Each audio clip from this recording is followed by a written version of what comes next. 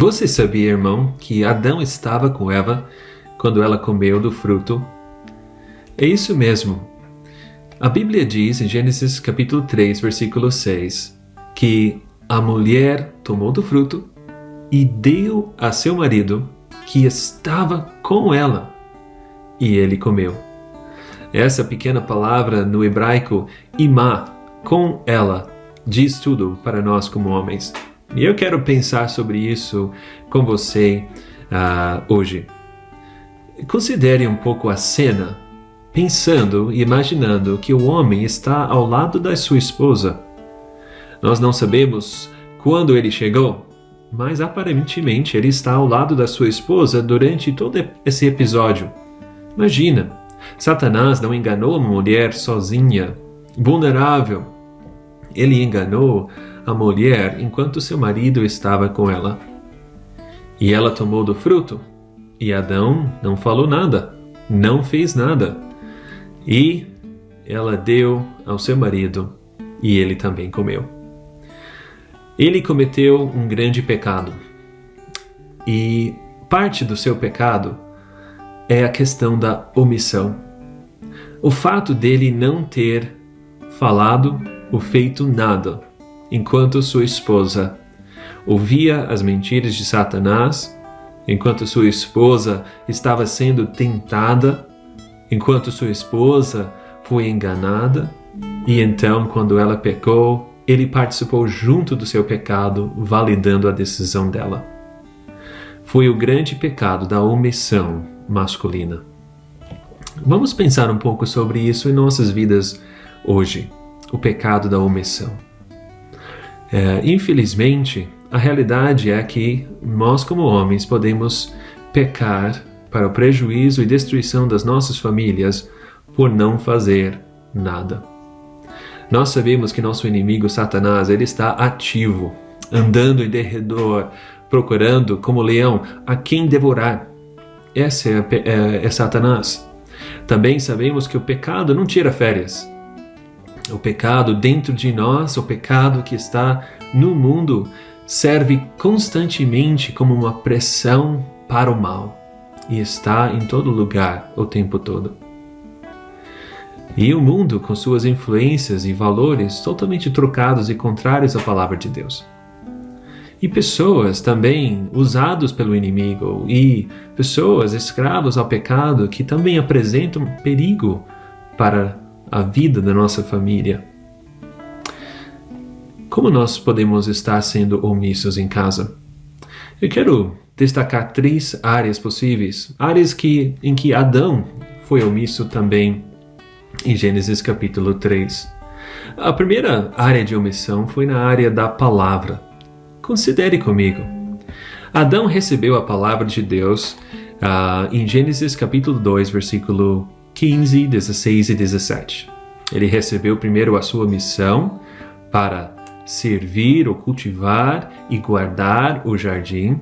E Deus deu para ele aquela ordem de que ele poderia comer livremente de qualquer árvore, mas da árvore do conhecimento do bem e do mal, ele não poderia comer. Caso comer, ele morreria. E essa ordem veio antes que veio a sua esposa. Ele ainda estava sozinho, ela ainda não havia sido criada a partir da costela de Adão. Então, ele recebeu essa incumbência, essa responsabilidade dessa palavra, de guardar essa palavra, de transmitir então essa palavra para sua esposa e insistir na obediência a esse padrão. Mas nós sabemos que pode ser que Adão transmitiu a palavra à sua esposa, tanto que ela sabe dessa palavra e ela fala para Satanás em Gênesis 3. Parece que talvez ela pode ter recebido uma transmissão um pouco errada, porque ela muda um pouco a ordem, mas não vamos nos apegar a esse detalhe nesse momento. Vamos supor que Adão transmitiu. Mas, quando a sua esposa está ouvindo as mentiras de Satanás, Adão não lembra sua esposa sobre essa palavra do Senhor. Ele também não desmente as mentiras da serpente quanto a essa palavra e quanto a Deus. Ele deixa a palavra mentirosa do inimigo prevalecer. E ele, de forma passiva, deixa a mentira reinar. Em sua presença, a mentira de Satanás é promulgada. Então, 2 perguntas para refletir. Você está ensinando a palavra de Deus para a sua família?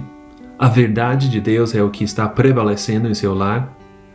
Pense em quantas mentiras a gente recebe todos os dias. Mentiras que vêm por meio da mídia, por meio de leituras, por meio de outros meios, pessoas. Mentiras que nós mesmos podemos imaginar e pensar, porque afinal somos pecadores. Mas a palavra de Deus, como padrão perfeito, ele desmente as mentiras do inimigo. É a responsabilidade do homem ensinar, transmitir e insistir no padrão da palavra de Deus. Você, homem, está sendo aquele transmissor da palavra em casa, lendo a Bíblia com seus filhos, memorizando versículos bíblicos juntos com eles. Você está insistindo no padrão da palavra na sua casa. Na questão do namoro dos filhos mais velhos, é um namoro de jugo desigual? Você aceitaria isso?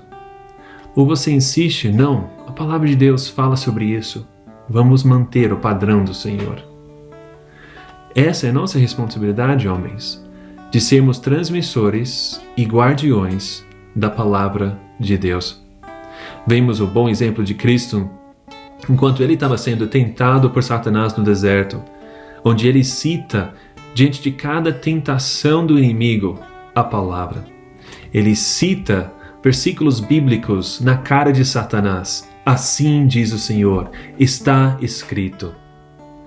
E Jesus, assim, é um exemplo para nós sobre alguém que entendeu a sua responsabilidade como homem diante da palavra de Deus. Então não sejamos homens que ouvem quando devemos falar. Sejamos homens que falam a verdade da palavra de Deus. Também podemos ser omissos, além da área da palavra de Deus, também quanto à proteção. Porque nós, como homens, podemos permitir tentações e más influências se aproximarem às nossas famílias.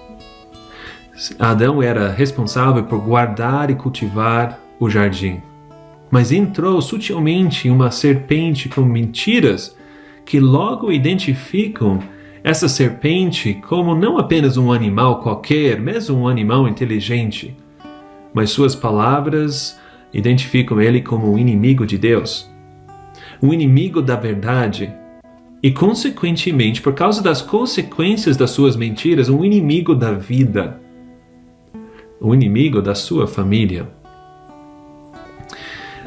Adão devia ter reconhecido o perigo. Ele deveria ter reconhecido que essa serpente não era qualquer animal, mas sim seu inimigo, o inimigo de Deus, e aquilo que mataria a sua família espiritualmente. Adão devia ter guardado sua família, afastado sua família do mal e afastado o mal da sua família. Infelizmente, muitos homens são os próprios diabos dentro de casa, trazendo o mal para dentro de casa, introduzindo o mal, introduzindo o pecado. E isso é terrível. Mas se você está me ouvindo hoje, eu espero que você seja um crente no Senhor Jesus Cristo que deseja não ser um canal de pecado, trazendo imoralidade, trazendo sujeira, trazendo o mal dentro de casa, mas sim aquele que deseja proteger sua família. Mas isso é uma questão não apenas de deixar de praticar o mal, mas também de não ser omisso quanto à área da proteção. Precisamos ser ativos para proteger as nossas famílias. Quais são más influências que entram na sua casa? Literaturas, programas de televisão, filmes, internet. Aquilo que sua família está sendo exposto dia a dia, você sabe o que eles estão consumindo? Quais mentiras, quais mensagens, quais conteúdos podem estar seduzindo eles diariamente? Como homens, nós precisamos proteger as nossas famílias, proteger das influências. Quais pessoas fazem parte do seu círculo de amizades? Tem pessoas mal intencionadas? Pessoas que poderiam prejudicar sua família? Os dados a respeito do abuso sexual são assustadores. A maioria desses casos acontecem com amigos ou conhecidos da família. Penso que, frequentemente, embora algumas tragédias são inevitáveis, que homens deveriam estar mais atentos e mais alertos aos perigos que se apresentam dentro de casa. E quando você deixa seus filhos saírem de casa, você sabe para onde vão? Sabe em que contexto estão? Queridos, se não fizermos nada, deixamos nossa família vulnerável ao perigo. Nós podemos ser omissos quanto à palavra. Nós podemos ser omissos quanto à questão da proteção da nossa família. E nós podemos ser omissos quanto à prática do pecado. Homens participam passivamente do pecado das suas esposas e filhos. Adão não foi enganado, mas mesmo assim, de forma consciente, ele comeu do fruto junto com a sua esposa. Ele participou voluntariamente do pecado da Eva, embora tivesse conhecimento e condições para obedecer e resistir firme, se deixou levar pela onda de Satanás através da sua esposa. O casamento de dois crentes pode ser uma tremenda ferramenta de Deus para nossa santificação, para nos levar mais perto de Deus, para nos ajudar a deixar de lado práticas erradas e abraçar a obediência ao Senhor. Mas o fato é que casamento é uma união entre dois pecadores. E onde tem dois pecadores, tem potencial de um influenciar o outro também para o mal. Isso é uma triste realidade de muitos casamentos, em que pessoas, ao invés de estarem sendo purificados com a união, acabam absorvendo as práticas pecaminosas do outro. E aqui, homens, eu quero que você reflita um pouco comigo. Você tem absorvido alguma prática pecaminosa da sua esposa? Vamos pensar juntos. Talvez a sua esposa é dada à maledicência. Espero que não. Mas ela tem um pecado que ela luta. E ao invés de você orar por ela quanto a isso, ao invés de você, com amor e paciência e mansidão, procurar corrigi-la e levá-la a uma obediência, uma fala mais amorosa e obediente à palavra do Senhor, você se quer corrigir e, além de tudo, absorveu essa prática e com o tempo você se tornou uma pessoa maldizente. Talvez você esqueceu do padrão da palavra de Deus quanto a isso e você deixou de insistir e assim participou do pecado da sua esposa. Isso é uma forma de pecado por omissão e você agora absorveu a prática pecaminosa e participou junto e validou o pecado da sua esposa. Ao invés de você ser instrumento na santificação dela, você então foi junto com ela no pecado. E podemos pensar em inúmeros exemplos em que isso poderia acontecer. Homens podem ser omissos quanto à palavra, homens podem ser omissos quanto à proteção, e homens podem ser até omissos, se juntando na prática pecaminosa do seu cônjuge ou até dos seus filhos. Considere isso. Irmãos, eu quero terminar dizendo que nós não podemos ser os homens que Deus quer que sejamos sem Cristo. Alguns homens talvez são omissos porque eles sentem hipócritas, porque a sua própria prática não condiz com o padrão da palavra de Deus. E eu quero dizer hoje, se isso é você, que você pode confessar seu pecado e ser lavado e purificado. Você pode ser colocado no firme fundamento da graça de Deus para ser aquele líder forte que Deus quer que você seja hoje. E a partir de hoje, lavado e santificado por Cristo, ser o homem que Deus quer que você seja. Jesus também nos ajuda, Ele é nosso sumo sacerdote, levando nossas orações a Deus Pai. A Bíblia diz que a oração do justo é eficaz. E você deve estar orando por sua família, sabendo que em Cristo você é justo diante de Deus. Jesus dá a todos os seus filhos o Espírito Santo também, que nos capacita para sermos fortes, para sermos corajosos, para ter ousadia para confrontar as diversas situações que fogem do padrão do Senhor, seja em casa, na igreja, onde estivermos. E por último, também precisamos, acima de tudo, guardar a nossa comunhão com Deus.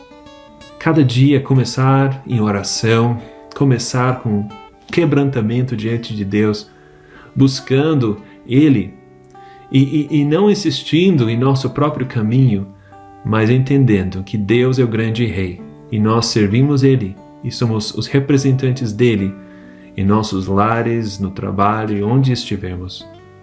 Tiago, capítulo 4, versículo 6, diz assim: Todavia, Ele nos dá maior graça. Portanto, ele diz: Deus se opõe aos arrogantes, porém dá graça aos humildes. Assim, sujeitai-vos a Deus, mas resisti ao diabo, e ele fugirá de vós.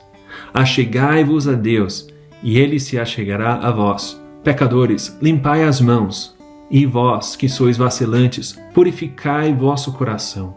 Entristecei-vos, lamentai e chorai. Que o vosso riso se transforme em lamento e a vossa alegria em tristeza. Humilhai-vos diante do Senhor e Ele vos exaltará. Queridos homens, vamos ser aqueles líderes que Deus quer que sejamos em casa. Homens que protegem a nossa família, homens que proclamam a palavra de Deus e homens que não se juntam na prática do pecado. Precisamos de Jesus para isso. Mas Ele irá nos ajudar e nos dará graça para resistir ao inimigo e termos vitória. Que Deus abençoe você nesse dia, querido irmão.